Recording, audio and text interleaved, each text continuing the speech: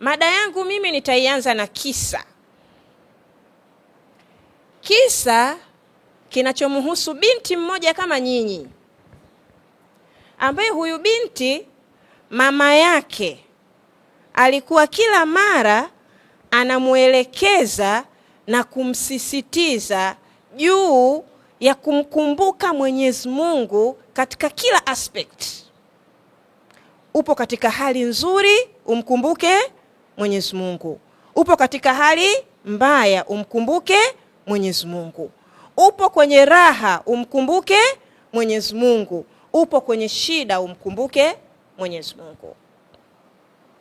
Sasa katika harakati za kumfundisha hayo, akamwambia, unapofika mahala upo kwenye jambo gumu na la mtihani, na unaona kwa mtihani huu na ugumu huu sina msaada, basi kimbilio lako namba moja liwe kwa nani? Kwa Allah subhanahu wa ta'ala. Na akamfundisha Ayatul Kursi.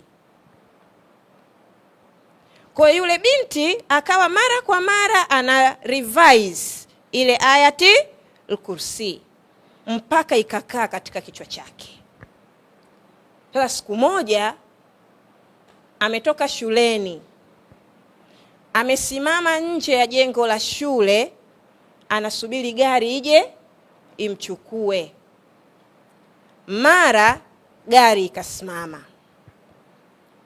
Ile gari iliyosimama inafanana kila kitu na gari ambayo inakuja kufanya nini? Kumchukua. Kwa hiyo yeye kwa haraka haraka akakimbilia tu katika ile gari. Anakimbilia, akafunguliwa mlango, kafanya nini? Kaingia. Lakini baada ya kuwa kashaingia na gari imeshaanza kuondoka, ndo anagundua sio gari ya nyumbani kwao, ni watu wengine wamefanya nini? Wamekidnap, si ndio Sasa yule binti akawa anapiga makelele. Piga makelele, wakaona huyu hizo kelele zake hizi zitatudisturb na anafanya vurugu mule. Kwa hiyo wakasimamisha gari, wakamtoa ndani, wakamuingiza kwenye buti. Alafu ile buti wakafanya nini? Wakaifungua. Kwa hiyo hata akipiga kelele zake asifanyeje? Hazisikiki. Wakaenda naye mpaka huko walikokuwa wamekusudia kumfikisha. Sasa katika that situation, baada ya kutiwa kwenye buti, yule binti akakumbuka kwamba mama alinambia, kila ninapokutana na tatizo, kimbilio langu namba moja liwe kwa nani? Kwa Allah. Na nifanye nini? Nisome Ayatul Kursi. Kwa yule binti akaanza kuikariri Ayatul Kursi. Anaisoma, akifika mwisho anaanza moja, akifika mwisho anaanza tena, akifika mwisho anaanza tena. Hadi wakamfikisha huko walikomfikisha. Sasa wamemfikisha, wanataka wamtoe, wamfanyie hicho walichokuwa wamekusudia kumfanyia. Fungua buti haifunguki. Hangaika kwa mbinu zote walizokuwa wanahisi wao zinaweza kuwasaidia kufungua, buti halikufunguka. Wakaona sasa mtoto wa watu anafanya nini? Anakufa. Hii kesi sasa. Kwa wakaamua kwenda kujishtaki wenyewe polisi. Kwa hiyo wakatoka na gari yao, wakaenda mpaka polisi, ikabidi tu waseme ili yule binti afanye nini? Anusurike. Washajishtaki, sasa polisi wanatoka na wao sasa waanze kutumia mbinu zao za kinini? Za kiintelijensia kumtoa mtoto wa watu ndani ya buti. Walivyolifungua tu likafanya nini? Likafunguka.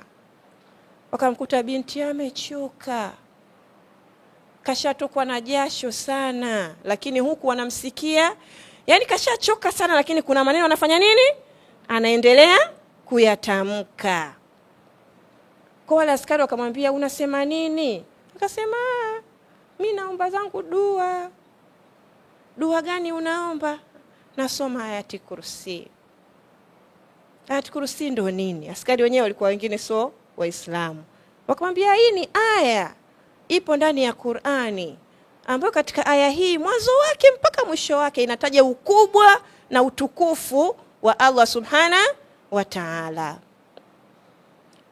Kwa hiyo wale wakagundua kwamba huyu mtoto ameshindwa kudhuriwa kwa sababu amekimbilia kwa Mungu aliye juu, mwenye nguvu na mwenye uwezo kuliko chochote.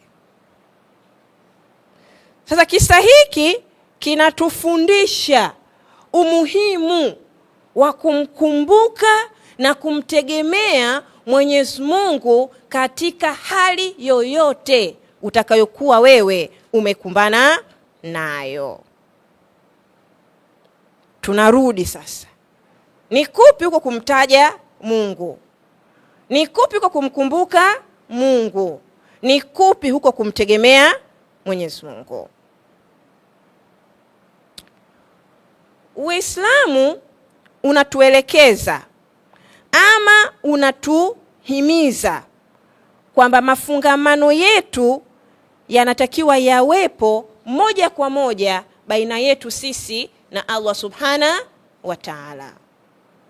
Kwamba sisi kama wanadamu tunapaswa kuwa na mafungamano makubwa na ya moja kwa moja na yule aliyefanya nini? Aliyetuumba. Mafungamano haya yanatufanya sisi tuwe karibu naye.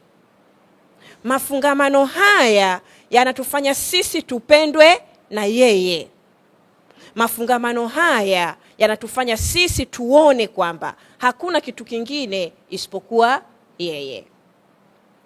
Sasa katika haya mafungamano yetu na Allah subhanahu wa ta'ala, mafungamano haya tunayapata kupitia kuwa karibu na yeye.